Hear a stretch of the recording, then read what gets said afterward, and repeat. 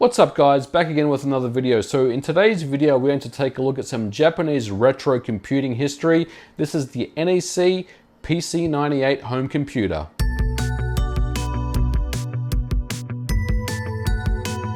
When is an IBM PC not an IBM PC? When it's an NEC PC-98, of course. The first model of the PC-98 was released in 1982, which ran at 5 MHz. But we are going to look at my model, the PC-9821CX, which was released in 1994.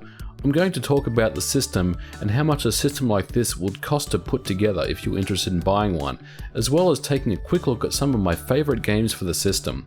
The PC-9821CX model features an Intel 486SX processor running at 33 MHz, 8 MB of RAM, and a built-in 500 MB hard drive.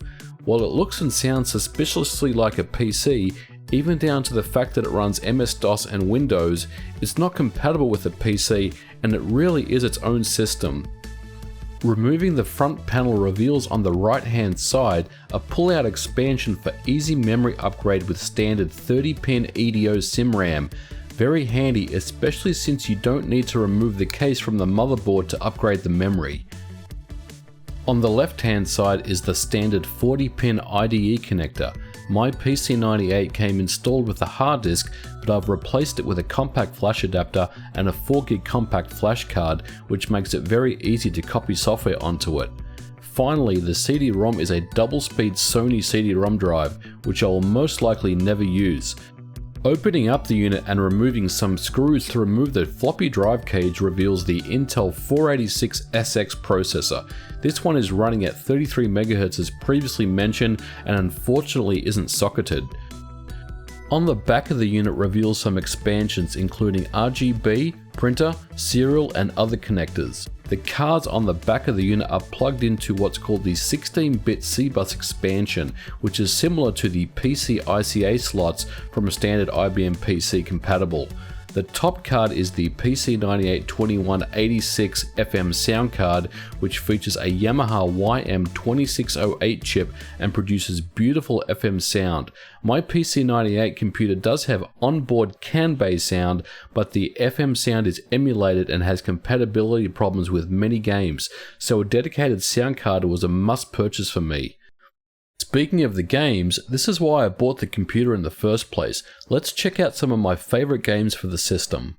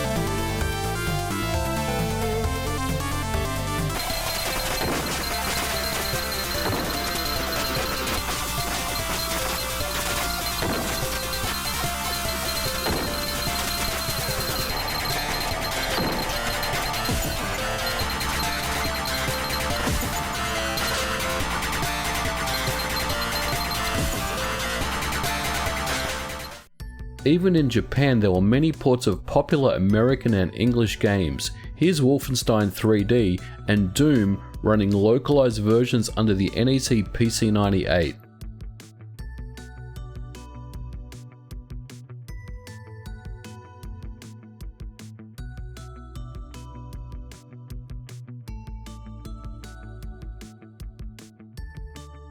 So you're probably wondering how much a PC-98 setup like this will end up costing you. Well, let me walk you through it. The actual computer itself, I picked up on Yahoo Japan for 1,500 yen. And if you do the conversion on that, it's around $14.50. Now keep in mind that this was advertised as junk, so I took a big gamble in actually committing to purchase this unit, because when it actually got to my house, I wasn't sure of the condition of it at all. But fortunately, when I did plug it in and plug it into my monitor, it booted up the first time and everything appeared to be okay. And opening up the computer itself and looking at the motherboard revealed there was no damage or no leaky capacitors or no missing parts. Now the second thing I did was pick up a PC-98 keyboard, because a regular IBM PC compatible keyboard will not fit into the PC-98. So this ended up costing me about 2,000 yen, which is interesting because it ended up costing me more than the actual computer itself. And the third thing I picked up was the PC-98 86 FM sound card. Now this is something that was essential to me to add to my system, because I wasn't happy with the built-in sound that was on the computer, as well as the fact that there was compatibility issues. I really wanted that authentic FM sound, that Yamaha YM sound coming out of my speakers. So I ended up paying a little bit more of a premium to pick up the sound card, but they vary from about $60 to $100, and I picked mine up for about 8,500 yen, which is around the $79 mark. So for around $115 to $120, I was able to put together my PC-98 machine, which is a pretty good price in anyone's book, but that's not the end of the story. Now, of course, shipping a heavy, 20-pound computer from Japan is going to be expensive as far as shipping goes. Now, the shipping costs ended up costing me a total of about $160 US. So altogether, the shipping costs more than the system itself put together. And that's something that people that do ship computers from overseas can relate to.